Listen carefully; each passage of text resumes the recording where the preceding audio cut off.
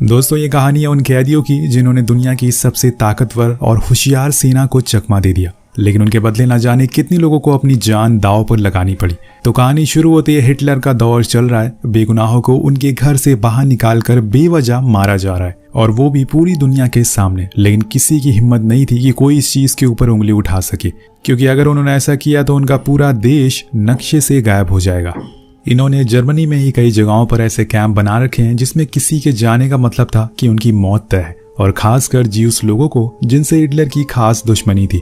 और उसने उनके साथ क्या किया ये हम सभी जानते हैं। वह एक कैदी जिसे कैंप के गेट पर ही टांग दिया जाता है, क्योंकि वहां से उसने भागने की कोशिश करी थी, और वो सभी को डराना चाहते थे कि अगर किसी ने ऐसा दोबारा किया तो उसका अंजाम भी यही होगा। दूसरी तरफ कुछ बीमार और भूख से मरे हुए कैदियों को भी देखते हैं, जिन्हें बाहर लाकर वही कैंप के बीच में ही गाड़ दिया जाता है। जिसके बाद हम कुछ लाशों को देखते हैं जिन्हें किसी जानवरों की तरह एक कमरे में सड़ने के लिए छोड़ दिया जाता है। कुछ इस तरह से इस कैंप का हाल था। सही खाना किसी को मिलता नहीं था, लेकिन काम हर रोज उनसे करवाया जाता था। अब ऐसे कैंप पोलैंड के कई सारी जगहों पर बनाया गया था, लेकिन सबसे ज्यादा यही चर्चों में था, क्योंकि यहाँ पे ज्यादा दरिंदगी हो रही थी।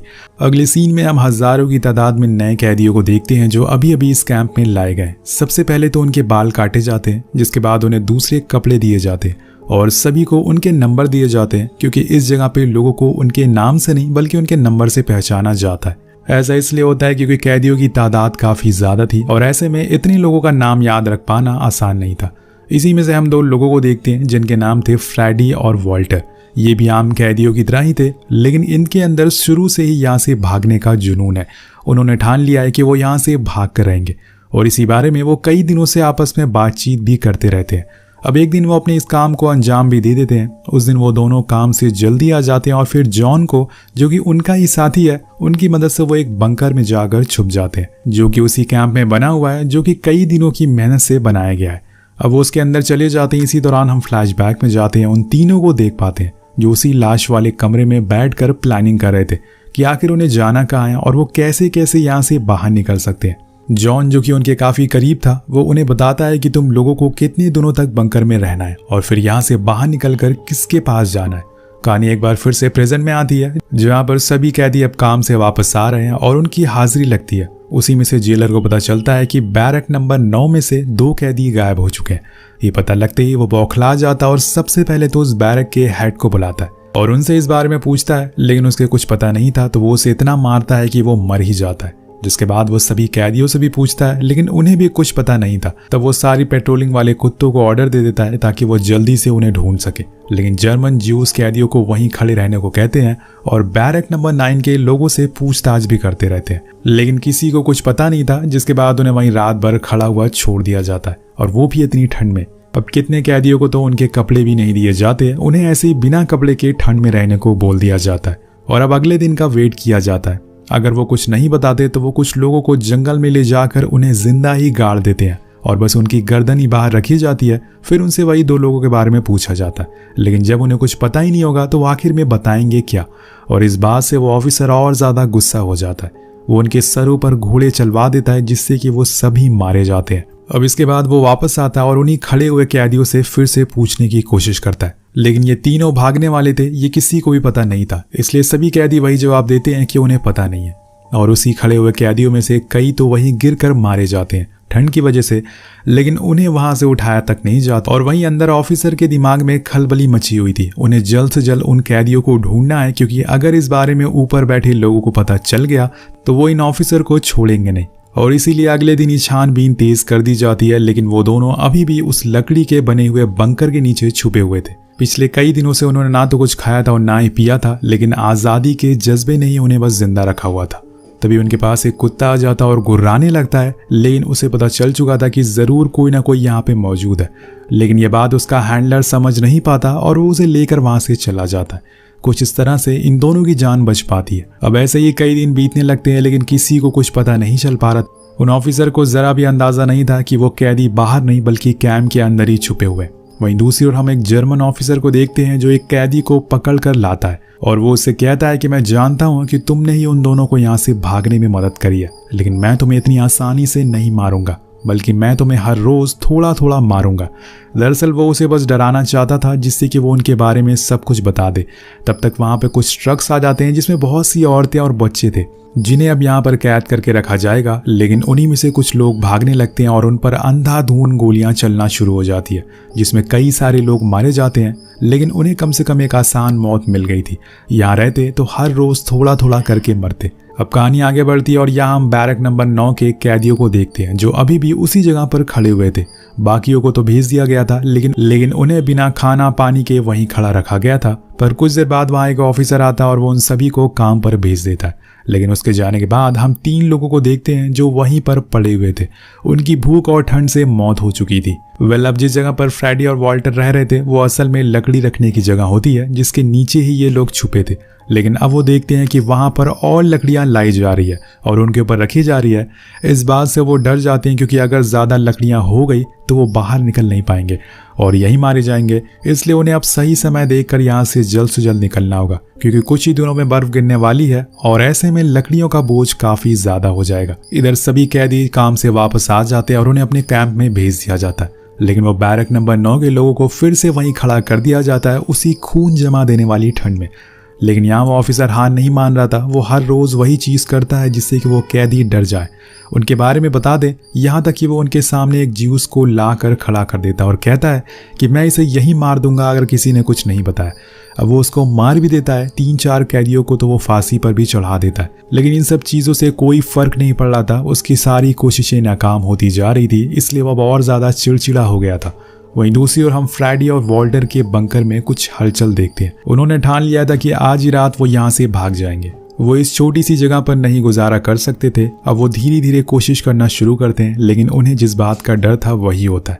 लकड़ियों के ऊपर बर्फ जम चुकी थी, जिससे कि उसका वजन और भारी हो जाता है। वो अपनी पूरी कोशिश लगाते हैं और फाइनली वो लकड़ी के पल्ले को हटाने में कामयाब हो जाते हैं। लेकिन अगर उन्होंने सारी लकड़ियां गिरा दी तो आवाज हो सकती है, इसलिए उन्हें यह काम भी चुपचाप करना होगा।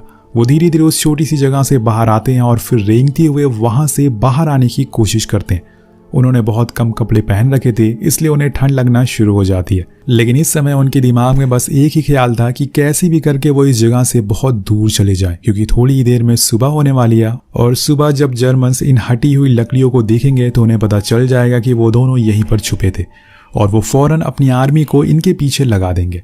इसलिए वो दोनों सबसे पहले चुपचाप कैंप की फेंच तक जाते हैं और फिर उसे ऊपर करके बाहर निकल जाते हैं। और यहाँ से इन्हें तब तक भागते रहना है जब तक सुबह नहीं हो जाती। ये करते भी ऐसे ही हैं। पूरी रात भूखे प्यासे ये सब बस उस कैंप से दूर भागते रहते हैं। इनके शरीर में जितनी ताकत थी वो पूरी ताकत झोंक देते हैं। फिर कुछ ही समय बाद सुबह हो जाती है तो ये फौरन लकड़ी की झाड़ के नीचे छुप जाते हैं ताकि पेट्रोलिंग ऑफिसर इन्हें देख ना सके, और रात होते ही फिर से निकल जाते हैं। ऐसे ही कई दिनों तक चलते रहते हैं और इन दिनों रास्ते में जो कुछ मिलता है वो उसे खाते रहते हैं और अपने पेट को भरने की पूरी कोशिश करते हैं। उसी दौरान फ्रेडी देखता है कि वॉल्टर का पैर जख्मी हो गया है, जिसकी वजह से उसे चलने में दिक्कत हो रही है। वो फौरन एक कपड़ा लेकर उसके पैर में बांध देता है और उसे वहीं रात में आराम करने को कहता है। नेक्स्ट डे सूरज की रोशनी में ये फिर आगे बढ़ने की कोशिश करते हैं, लेकिन इनके सामने अब जर्मन खड़े मिलते हैं जिन्होंने अगर इन्हें देख लिया तो बिना कुछ पूछे ही गोली मार देंगे। इसलिए दोनों बड़ी देर तक डिसाइड करते हैं कि वो इस रास्ते से ना होकर बल्कि जंगल के रास्ते से जाएंगे। हालांकि इसमें उन्हें बहुत दूर चलना पड़ेगा, लेकिन कम से कम उनका जिंदा रहने के चांसेस तो ज़्यादा रहेंगे। अब वो चलना शुरू करते हैं, लेकिन चलते चलते एक ऐसा दिन आता है जब इनके पैर जवाब दे देते हैं। दोनों ही एक पत्थर के सहारे से वहां आराम करने के लिए रुकते हैं, और कुछ ही देर बाद किसी के कदमों की आवाज आती है, जिसे सुनकर इनकी सांसें रुक जाती है और दिल की धड़कनें तेज हो जाती है। शायद इनकी मौत इनके पास आ रही है। लेकिन जब वो वहाँ खड़े होकर देखते हैं तो असल में वहाँ एक लड़की थी जो इन्हें देखकर ज्यादा शॉक नहीं होती, जैसे कि उसे पहले से पता था कि ये लोग कहीं से भाग कर आ रहे हो, और वो ज्यादा कुछ रिएक्ट नहीं करती और उन्हें सबसे पहले तो कुछ खाने को देती है, जिससे कि वो अपनी भूख मिटाते हैं। अब इन दोनों के खाने के तरीकों को देखकर वो लड़की समझ जाती है कि असल में ये लोग कई दिनों से भूखे हुए हैं, और उनके कपड़े को देखकर उनके हालातों को भी समझ जाती है। इसलिए घर जाकर वो उनके लिए कुछ जूते और कपड़े लेकर आती है। वो उन्हें अपना नाम तो नहीं बताती और उन्हें ये भी नहीं बताती कि वो ज्यूस है या फिर जर्मन है। शायद उसके लिए चीज़ें मायने नहीं रखती। अगर वो यही सब चीज़ें सोचती तो इन दोनों की कभी मदद नहीं कर पाती। उसके लिए इंसानियत इन सब चीज़ों से ऊपर आती है। कुछ समय के बाद वो लड़की देखती है कि एक जर्मन ऑफिसर उनके काफ़ी करीबी खड़ा होकर स्मोक कर रहा है, इसलिए वो उन दोनों को एक सेफ जगह पर ले जाती है और वहाँ उनके बारे में पूछती। तब फ्रेडी बताता है कि वो ऑस्विच कैंप से भागे हुए हैं और उनके पीछे पूरी जर्मन सेना पड़ी है। उन्हें कैसे भी करके स्लोवाकिया तक पहुंचना है, जहां पर वो सेफ रह सकेंगे। लेकिन उससे पहले उन्हें पोलैंड का बॉर्डर क्रॉस करना पड़ेगा जिसमें काफ़ी खतरा है।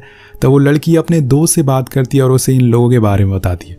अब उसका दोस्त इनकी मदद करने के लिए मान जाता और इनके साथ अगले दिन चलने लगता। लेकिन अगर किसी जर्मन ने उसे इन दोनों की मदद करते हुए देख लिया तो उसे भी मार देंगे। पर अभी वो इन सब चीज़ों के बारे में नहीं सोच रहा था। वो उन दोनों को कैसे भी करके बॉर्डर के करीब ला देता है और फिर अपने घर चला जाता है। लेकिन यहाँ हम देखते हैं कि वॉल्टर के अंदर अब इतनी ताकत नहीं बची है कि वो चल सके। तब फ्रेडी उसे आज़ादी का लालच देते हुए कहता है कि अगर तुम यहीं पे आराम करने के लिए रुक गए तो वो लोग हमें आकर मार देंगे और हमारे इतनी दिनों का संघर्ष बर्बाद हो जाएगा। जिसे सुन के वो चलने के लिए मान जाता है, लेकिन वो दोनों रेंग रेंग कर आगे बढ़ते हैं क्योंकि अगर खड़े होकर चले तो जर्मन उन्हें देख लेंगे और उनका सफाया हो जाएगा। लेकिन इतनी सावधानी के बावजूद उन्हें कुछ हलचल होती है। उन्हें ऐसा लगता है कि शायद उनके पीछे कोई आ रहा है, तो वो खड़े हो जाते हैं और तेजी से भागना शुरू करते हैं। लेकिन अहम मौके पर अब वॉल्टर गिर जाता है क्योंकि उसके अंदर अब जान ही नहीं बची थी कि वो और थोड़ी दूर चल पाए। लेकिन अभी इनका सफर काफी लंबा है। इसी बीच थोड़ी ही दूरी पर बने हम एक घर को देखते हैं जिसके अंदर से कुछ लोग बाहर आते हैं और वो इन दोनों को ले जाते हैं। जब फ्रेडी की आंख खुलती है तो वो खुद को उसी घर में पाता है और रूम से बाहर आने पर उसे पता चलता है कि ये घर स्लोवाकिया में है। यानी कि इन्होंने वो कर दिखाया जो लाखों लोग करने की हिम्मत नहीं जुटा पाते। अब कुछ देर उस फैमिली से बात करने के बाद इन्हें सिटी में भेज दिया जाता है। यहाँ पे स्लोवाकिया के हायर ऑफिशियल से बात करने के लिए ये अर्जी डालते हैं, लेकिन वो उनसे नहीं मिलते। पर इनकी मुलाकात उसके असिस्टेंट से होती है जिन्हें बताते हैं कि मैं फ्रेडी और मेरा दोस्त वॉल्टर है, हम दोनों ही ऑस्विच कैंप से भागकर यहाँ पर आए हैं। हम चाहते हैं कि आपकी सरकार कुछ सख्त कदम उठाए ऐसे कैंप को बंद कराने के लिए, क्योंकि अभी भी वहाँ पर लाखों लोग कैद हैं जिन्हें बुरी तरह से मारा जा रहा है। अब अगले दिन बाइलक इनकी मुलाकात स्लोवाकिया के हायर ऑफिशियल से हो जाती है, जिनके सामने बैठकर वो बताते हैं कि हमने 2 साल उस कैंप में गुजारे हैं। हमारे साथ तकरीबन 4 लाख लोग वहाँ रहते हैं जिन्हें दूसरे शहरों से लाकर वहां कैद किया गया है, और मैंने अपनी बहनों को अपनी आंखों के सामने जलील होते हुए देखा है, अपने परिवार वालों को भूख से मरते हुए देखा है। मैं चाहता हूं कि आप इस बारे में सख्त कार्रवाई करें। उनकी बातों को सुनने के बाद सरकार कुछ कदम उठाती है, लेकिन कोई फायदा नहीं होता। सालों तक वो कैंप वैसे ही चलता रहता है। लेकिन जब 1945 में जंग खत्म हो जाती है तो उन सारे कैदियों को आज़ाद कर दिया जाता है। लेकिन शायद तब तक बहुत देर हो गई, क्योंकि सिर्फ ऑस्विच कैंप में जिसमें फ्रेडी और वॉल्टर थे उसमें तकरीबन 25 लाख मासूम, और पूरी जर्मनी में काफ़ी ऐसे कैंप बनाए गए जिसमें तकरीबन 60 लाख से ज़्यादा लोगों की जान गई, जिसमें सबसे ज़्यादा 5 से 10 साल के बच्चे थे जिन्हें गैस चैम्बर में डालकर मार दिया गया। अब कहानी के आखिर में हम एक सीन देखते हैं जिसमें एक जर्मन ऑफिसर लोगों को चुन रहा था कि आखिर किस किस को आज मारा जाए, और ये वो इतनी आसानी से कर रहा था जैसे कि वो कोई इंसान नहीं बल्कि कोई खिलौना हो। वेल दोस्तों, एक चीज़ हमें ये कहानी देखकर ज़रूर याद रखनी चाहिए कि हर अंधेरे के बाद उजाला ज़रूर आता है। हिटलर ने सोचा था कि वो पूरी दुनिया पर राज करेगा, लेकिन आखिर में उसे खुद को ही मारना पड़ा। वेल, आपको कहानी कैसी लगी? इस वीडियो पर एम करते हैं 350 कमेंट का, तो कमेंट जरूर करिएगा। मिलते हैं आपसे वीडियो में। Thank you so much watching. Peace out.